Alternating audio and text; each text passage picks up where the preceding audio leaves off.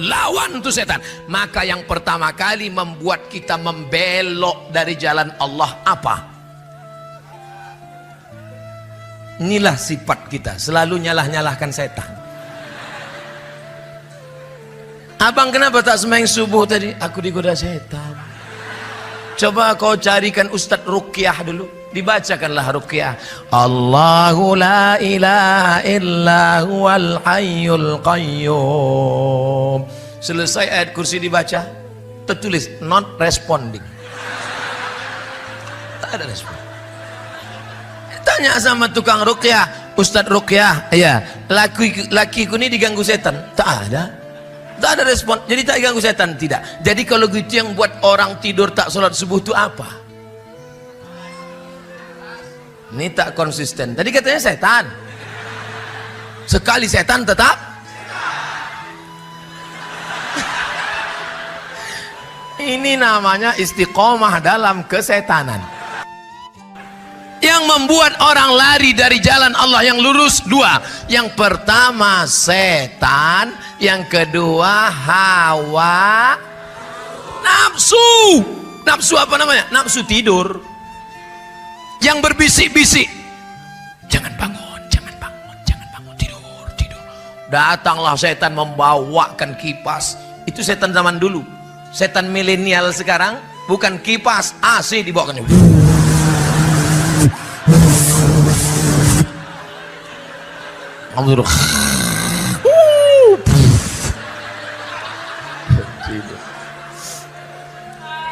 Kalau yang berbisik itu setan, alladzi waswisu fi sudurin nas. Setan berbisik, jangan kau salat subuh, jangan kau salat subuh, jangan kau salat subuh, jangan kau salat subuh, tidur, tidur. Kalau setan yang berbisik, kita bacakan ayat kursi selesai. Ini yang berbisik bukan setan, bini.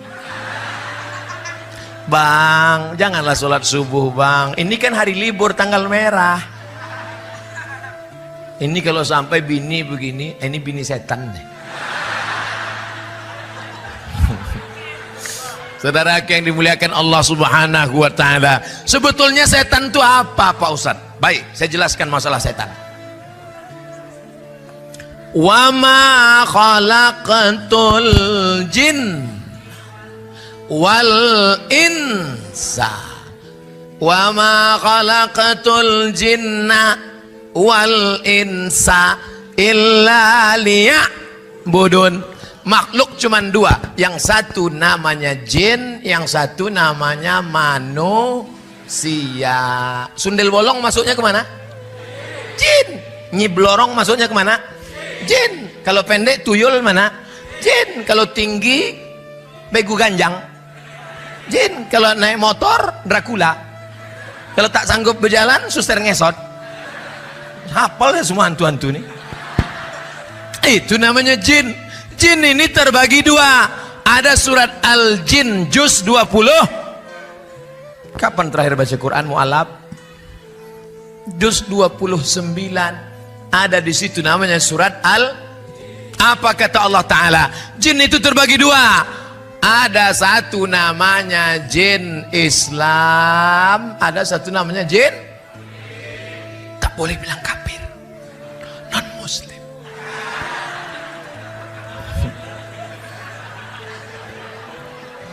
Jin kafir. Satu namanya jin Islam, satu jin kafir. Jin kafir inilah yang disebut dengan setan. Induknya iblis. Setan banyak, iblis cuman satu, only one. Iblis satu, yang tak mati-mati sampai hari kiamat. Itu setan apa iblis? Iblis. Ini setan. Setan ini banyak, makanya ada jamaknya. A'udzubillahi minasyaiton. Kalau satu syaiton, kalau dua syaitonani, kalau tiga syayatin. Bahasa Indonesia setan, kalau banyak setan-setan. Nah, jin Islam, jin kafir, anak buahnya setan, induknya iblis. Apalah induk GM-nya lah, GM. General Manager. Nanti saya bilang, ini bupatinya, bupati tersinggung. Ini camatnya, camat sakit hati. Ustaz bilang GM sakit, apa lagi? Ketua, ketua ormas tersinggung. Payah betul lah ceramahnya. Nah, inilah dia yang selalu menggoda. Apa kerja setan ini?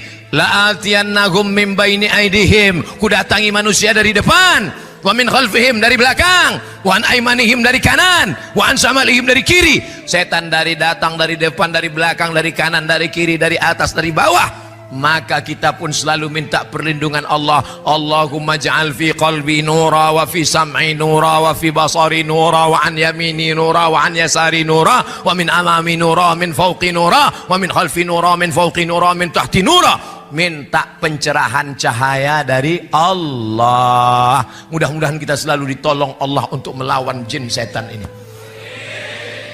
Makanya selalu menyebut nama Allah. Saya mau masuk ke dalam ini tadi, saya sebut nama Allah.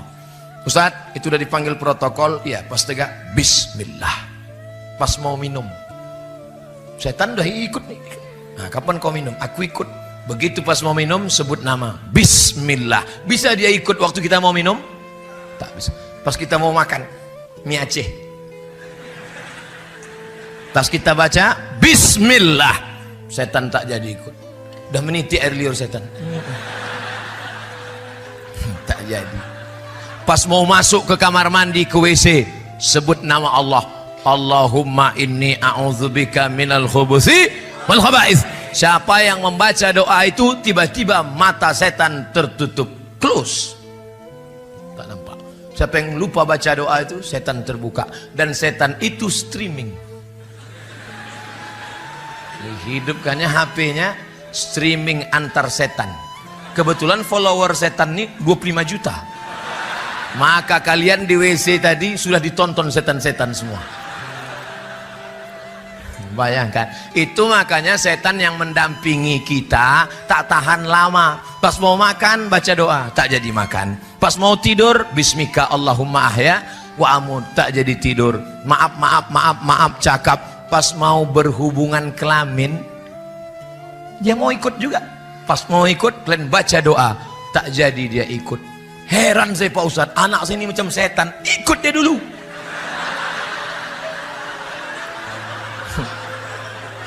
Ikut dia nyumbang 5%. Maka anak itu macam setan. Oleh sebab itu maka dekatkan diri kepada Allah, lawan hawa nafsu sebagaimana engkau melawan hawa nafsu, melawan setan waktu sedang sholat. Begitulah Allahu Akbar. Pas sedang sholat tiba-tiba ribut semua tadi di depan. Kenapa ribut di depan? Ustadz datang. Tak satu pun yang di depan itu mau menengok. Mana Ustadz tadi? Tak ada. Saya tadi waktu lewat saya tengok, memang khusyuk semua yang sholat. Andai ada tadi yang menengok, saya foto. Makanya filosofi sholat itulah yang dibawa dalam kehidupan. Filosofi zuhur dibawa sampai asar. Bagaimana takutnya pada Allah waktu asar dibawa sampai maghrib. Bagaimana khusyuknya waktu maghrib dibawa sampai isya. Ada tak jamaah tadi waktu sholat Allahu Akbar nengok ke atas? Kenapalah tak pakai pelapon mesinnya? Aneh juga pengurusnya. Padahal untuk membeli keramik ke dinding ada, bisa pula pelapon tak terbeli. Ada tak yang tadi sholat berpikir macam itu? Tak ada. Atau pas sedang sholat di sop depan tengok, wah, banyak duit pengurus beli TV. Kita di rumah TV tebal-tebal, di sini tipis disangkutkan di dinding. Hati-hati juga kalau mau curi sini, ada kamera CCTV. Artinya apa? Bahwa kekhusyuan dalam sholat. Begitu juga puasa. Kenapa kita disuruh puasa? Bagaimana kau takut waktu puasa, begitulah jangan sampai kau membelok ke kiri, membelok ke kanan, zigzag jalanmu. Saat puasa engkau sedang lurus. Jam 2 siang, lapar, haus, kerongkongan kering, masuk ke dalam kamar mandi, tutup pintu, kunci. Begitu pas dikunci, ada CCTV di kamar mandi? Mana ada? Haus, ambil agak 2-3 cedok, minum. Ada yang tahu? Haus betul, masukkan kepalamu ke bak. Bagaimana supaya kawan di sebelah tak tahu? Keringkan bibir. Kering, nah agak-agak letoy keluar kan. Apa kata kawan? Panas hari ini ya. Iya memang panas betul. Tak lama sudah itu ketahuan. Siapa yang tak tahu? Oleh sebab itu maka sholat itu menjaga kita supaya tetap istiqamah. Orang yang tak mencela-mencela, tak belok ke kanan, tak belok ke kiri, namanya istiqamah. Nama jalannya mustaqim. Jalan yang lurus, siratal mustaqim. Orang yang berjalan di lurus tidak belok-belok, orang yang istiqamah. Mudah-mudahan kita diberikan Allah istiqamah. Ustadz, saya ini dulu nakal jahat Pak Ustadz. Saya pernah pakai sabu-sabu, saya pernah pakai narkoba, saya pernah pula mencoba jadi bencong 5 hari. Saya pernah. Siapa yang tak pernah berdosa? Kau tak usah ngaku saudaraku, kau tak usah ngaku. Bekas sulam alismu masih ada lagi deh.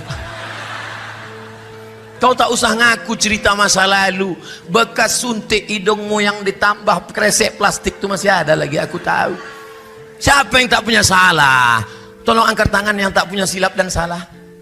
Man kasura kalamuhu kasura saktuhu. Siapa yang banyak cakapnya, dia yang paling banyak salahnya. Di antara kita ini siapa yang paling banyak salahnya?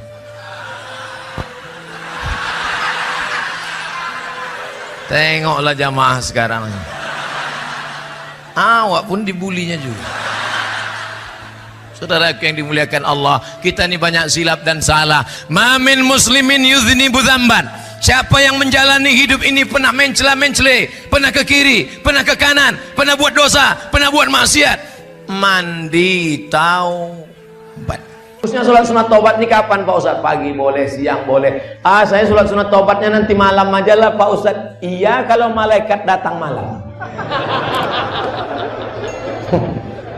Kalau dia sip siang, kau pikir dia mau nunggu? Maka taubat itu segera. Ustaz, ya tadi kata Ustaz mandi taubat, iya. Cemana mandinya taubat? Mandi itu ya mandi yang macam diajarkan Nabi lah. Mandi itu siram dulu dari sebelah kanan, macam mandi wajib. Gimana mandi wajib itu Pak Ustaz? Anak 3 tak tahu mandi wajib. Pertama air disiramkan dari bawah ke kaki kanan. Habis itu baru ke bagian kanan. Habis itu baru ke sebelah kiri. Habis itu bagian kiri. Habis itu baru tengah. Cukup yang banyak-banyak. Ini mandi habis 1 tong. Tapi tak ada bernilai ibadah. Karena tidak berniat karena Allah. Sudah itu. Itu kalau mandi di kamar mandi Pak Ustaz. Kalau di kolam Pak Ustaz, terserah. Kalau kau salto kepala duluan. Kalau tak pandai salto melompat. Kalau di sungai Pak Ustaz, tanggung sungai. Pergi ke jembatan Berelang. Ke bawah. Hilang dosa saya Pak Ustaz. Bukan dosa kau hilang, kau hilang sekalian. Tak perlu pakai sholat sunat lagi. Kami pun tak payah mandikan jenazah.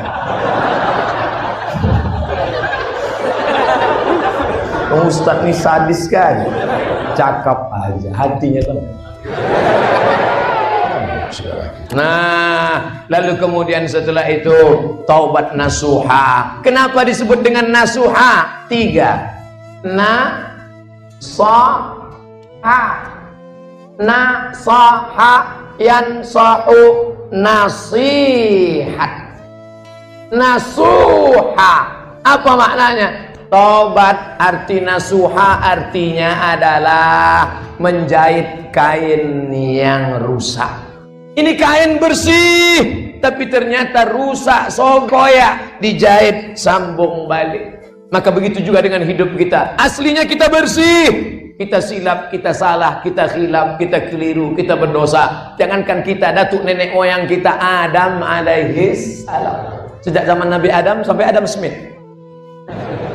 Apa kata Allah? La taqraba hadhihi syajarah. Jangan kau dekati pokok kayu ini. Jangan kau dekati pokok kayu ini. Nabi Adam bukan mendekati pokok kayu, malah memakan buahnya. Tapi dia sadar. Apa kata Nabi Adam? Doa paling tua doa Nabi Adam. Bapak ibu tadi baca. Rabbana zolamna anfusana wa illam taghfir lana wa tarhamna lanakunanna.